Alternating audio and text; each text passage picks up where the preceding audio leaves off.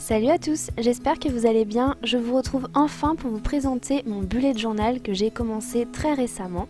J'espère que la vidéo va vous plaire. Vous allez voir que mon bullet est assez vide, mais je pourrai vous faire d'autres vidéos au fur et à mesure des mois quand il sera plus rempli. J'ai commencé à me lancer dans l'aventure du bullet journal avec ce carnet d'une marque imprononçable, je crois que c'est Lechtroom, un truc comme ça, je vous le marquerai sur l'écran. Je l'avais pris sur Amazon pour une quinzaine d'euros et au début je voulais le consacrer uniquement à YouTube, y noter toutes mes idées de vidéos, planifier mes vidéos et au final je m'y suis pas vraiment tenue. J'aime bien ce carnet, je pense que je vais le reprendre mais c'est pas dedans que j'ai fait mon vrai bullet journal.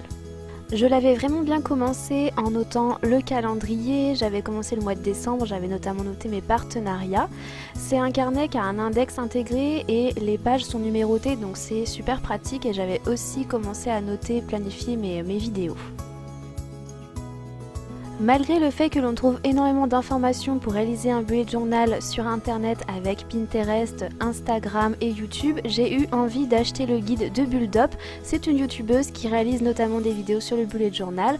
Dans son kit, il y a un carnet vierge avec une numérotation de pages et un index et vous avez le guide qui vous explique comment construire un bullet journal avec le matériel, les différentes pages que l'on peut réaliser. J'ai trouvé le guide vraiment bien réalisé, il donne les bases pour réaliser un bullet journal et je conseille ce kit pour les débutants, les personnes qui ont envie de découvrir et se lancer. Il est au prix de 15 € il me semble, donc le même prix que le carnet que je vous ai présenté précédemment, sauf que là il y a un guide et un carnet.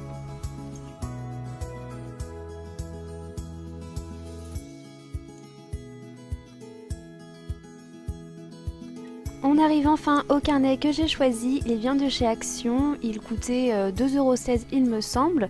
Il existait en plusieurs modèles et moi j'ai décidé de faire mon bullet dans celui-ci parce que j'ai adoré le design. Il y a beaucoup de pages dans ce carnet, les pages sont également épaisses puisque c'est un grammage de 90 grammes. Au niveau du format, je ne saurais pas vous dire précisément mais il est un peu plus grand qu'un format A5. Je vous présente son frère qui a aussi un design magnifique, j'ai beaucoup hésité entre les deux et celui-ci je vous le ferai gagner bientôt puisque je prépare un petit concours pour les 50 000 abonnés qui approchent. D'ailleurs je vous remercie d'être toujours de plus en plus nombreux sur ma chaîne, ça me fait énormément plaisir. Pour réaliser un bullet journal, on peut vraiment utiliser n'importe quel feutre, crayon, stylo. Moi j'ai acheté des Faber-Castell sur Amazon pour 8 € environ, ce sont des feutres noirs qui ont des pointes de taille différentes.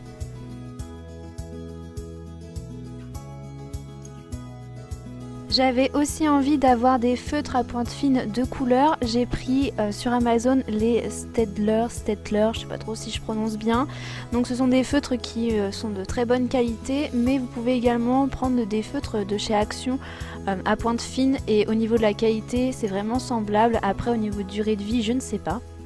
J'ajoute à mon matériel une règle pour tracer les calendriers et les encadrer, ainsi qu'un critérium et une gomme. Bon, je vous montre enfin ce qu'il y a dans mon bullet journal. Donc dans le carnet de chez Action, tout d'abord, vous avez des exemples avec un calendrier mensuel ainsi qu'un semainier et des petits doodles, je crois qu'on peut appeler ça comme ça. Donc c'est pas mal, ça vous permet, si vous ne connaissez rien au bullet journal, d'avoir vite fait un petit exemple. J'ai commencé par réaliser des pages index puisque ce carnet n'en a pas et il n'est également pas numéroté. Donc c'est tout simple, hein, j'ai laissé je crois 4 pages, je numérote les pages à la main et ensuite je viens remettre dans l'index. Alors je mets pas tout, hein, je mets vraiment l'essentiel et là je pense que vous pouvez lire que j'ai mis calendrier, anniversaire, etc. Il y a la page clé que je n'ai pas encore besoin de remplir, donc c'est pour noter les codes qui vont vous aider à vous organiser dans vos bullet journal.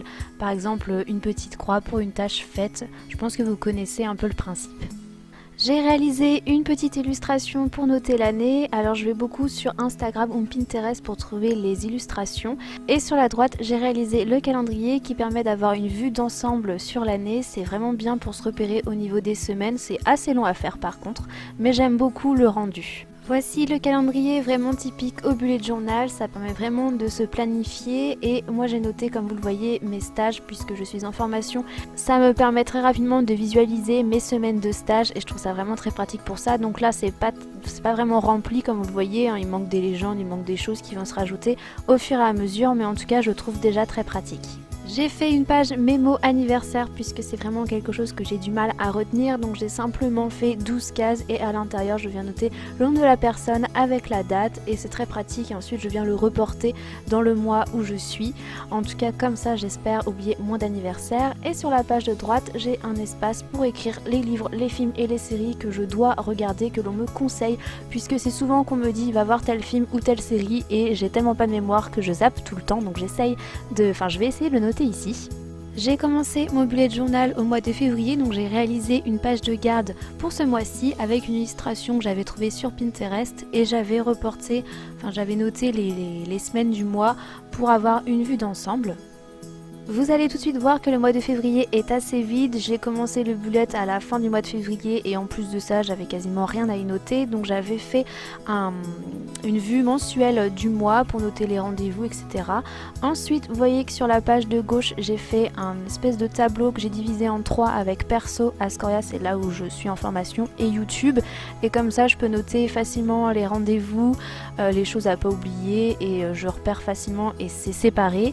Et ensuite j'avais réalisé un tracker, donc voilà, qui est vide mais qui me sert au moins de modèle. J'ai fait le choix de mettre une semaine par page du lundi au dimanche avec une petite case note puisque j'ai pas assez de choses à noter pour mettre par exemple 3 jours d'un côté et 4 de l'autre. Bon, c'est bien vide comme vous le voyez, mais j'ai refait la même chose pour le mois de mars et j'espère bien le remplir. En parlant de mars, voici l'illustration que j'ai réalisée pour ce mois. Je l'ai trouvée sur Pinterest, j'avais vraiment envie de mettre de la couleur, même si le printemps n'est pas encore arrivé. Je ne suis pas très douée en dessin, mais j'aime quand même mettre quelques illustrations de mon bullet journal, donc je recopie beaucoup et j'aime apporter de la couleur en utilisant mes feutres. Comme pour le mois de février, voici le calendrier mensuel du mois de mars avec des petites fleurs sur la droite qui manque un petit peu de couleur finalement, je trouve comme ça. Donc là c'est vide mais au moins j'ai un prétexte vu que le mois de mars n'est pas encore commencé, et j'ai laissé de la place sur les côtés et en bas pour mettre la légende et mettre des notes ou des to-do list s'il y a besoin. Ensuite, comme le mois de février, j'ai pas besoin de vous expliquer, je repars sur ce principe là, je l'ai pas encore testé donc je vais voir si ça me convient ou pas, et j'aviserai après pour le mois d'avril si je vois qu'il y a des choses finalement qui n'allaient pas. J'ai fait le choix de toujours commencer sur ma page par le lundi et de finir par le dimanche. Donc là en fait le mois de mars commence un jeudi, du coup j'ai remis des jours du mois de février. Peut-être que je changerai pour le mois d'avril, mais voilà, j'ai envie vraiment de faire du lundi au dimanche sur chaque page. Et donc là j'ai planifié pour tout le mois de mars.